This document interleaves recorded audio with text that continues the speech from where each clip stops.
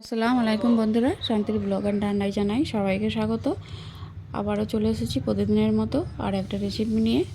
তো এখন বন্ধুরা সজনে ডাঁটা তো খুবই বাজারে পাওয়া যাচ্ছে বা সবার বাড়িতেও হয়তো আছে। তো এইভাবে করে সজনে ডাঁটা একবার রান্না করে খেয়ে দেখুন। তো আজকে আমি বানাবো সজনে ডাঁটা পোস্ত দিয়ে। তো গরম ভাতের সঙ্গে খেতে দুর্দান্ত লাগে। আমি এখানে সজনে ডাঁটা আর নিয়েছি দুটো মাঝারি সাইজের আলু। ডাঁটাগুলোকে ভালো করে ছুলে নিয়েছি আর আলুটাকে খোসা ছাড়িয়ে পরিষ্কার করে এইভাবে কেটে নিয়েছি। এরপর আমি এখানে একটা কড়াই গরম করে নিয়েছি। কড়াইয়ের মধ্যে দিয়ে দিলাম সর্ষের তেল 2 চামচের মতো। আর এখানে আমি রান্নাটা সর্ষের তেলে করব, কারণ সর্ষের তেলে রান্না করলে এর টেস্টটা ভালো হয়।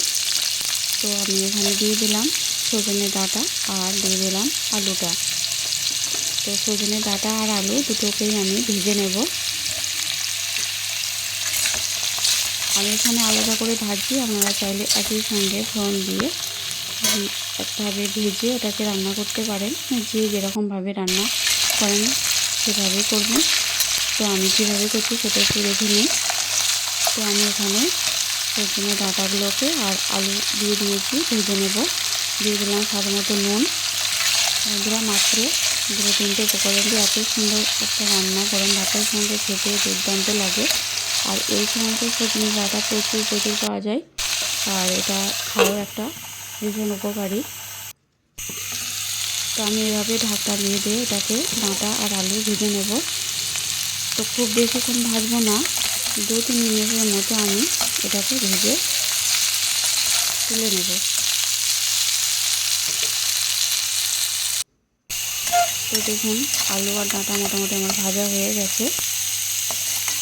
এর থেকে বেশি আর ভাজবো না, এগুলোকে আমি উঠিয়ে নিয়েছি কড়া থেকে। এরপর আমি ওই একই কড়াইয়ের মধ্যে দিয়ে দেব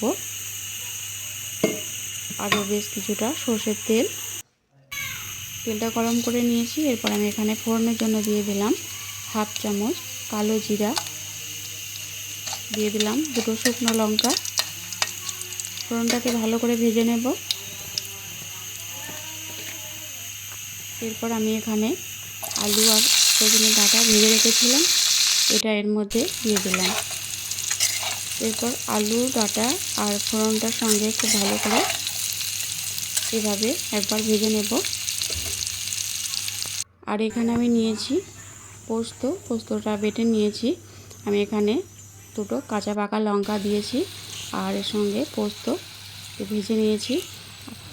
এরপর আমি এখানে 1 চামচের মতো পোস্ত দিয়ে দিলাম। সবটা দেব না, বাকিটা পরে দেব। 1 চামচ পোস্ত দিয়ে আমি ডাঁটাটা আর আলুর সঙ্গে একটু ভালো করে কষিয়ে নেব। তো এইভাবে করে পোস্তটা 2বার রান্না করলে আরও বেশি ভালো হয় আর অনেক বেশি টেস্টি হয় খেতে। তো এইভাবে ঢাকনা দিয়ে রান্না করে নেব, কারণ ডাঁটা আর আলু সব একসঙ্গেই ভালোভাবে সেদ্ধ হয়ে যাবে। আর আগেই আমি ডাঁটা আলু ভেজে রেখেছিলাম।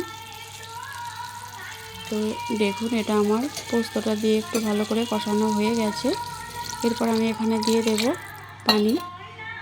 আমি এখানে 1/2 কাপের মতো পানি দিয়ে দিলাম।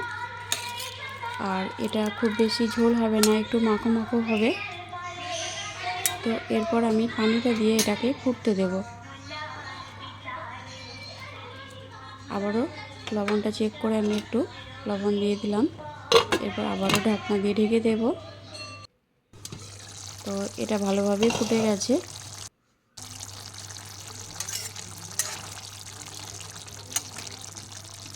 আলু আর ডাঁটা খুব ভালোভাবে ফুটে গেছে। এরপর আমি এখানে যে পোস্তটা বেটে রেখেছিলাম পোস্তটা এর মধ্যে দিয়ে দিলাম। পোস্তটা দিয়ে খুব ভালো করে সঙ্গে নেড়েচেড়ে মিশিয়ে নেব। আর এই রান্নাটাতে খুব বেশি ঝোল হবে না, একটু গা মাখা হবে।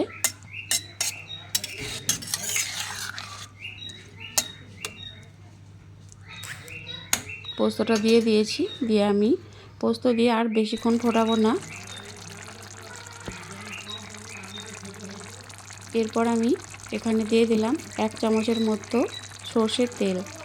এই পোস্তর সঙ্গে কাঁচা সরষের তেলটা দিলে আরও বেশি টেস্টি হয় এবং এর যে একটা ঘ্রাণ সেটা খুব ভালো লাগে। তো এটা ফুটে গেছে, আর পোস্ত দিয়ে বেশিক্ষণ ফোটালে খেতে একটা খুব ভালো লাগে না। আর এভাবে করেই আমি এটাকে নামিয়ে নেব। তো গ্যাসটাকে বন্ধ করে দিয়েছি, আর দেখুন এটা গা মাখা মাখা হয়ে গেছে। তো রান্নাটা আমার পুরোপুরি রেডি। তো এই দেখুন ঠিক এরকম হয়েছে। তো এই রান্নাটা গরম ভাতের সঙ্গে খেতে দুর্দান্ত লাগে। আপনারা একবার হলেও বাড়িতে এভাবে করে বানিয়ে খেয়ে দেখবেন, আর আমাকে জানাবেন এটা কেমন হয়েছে।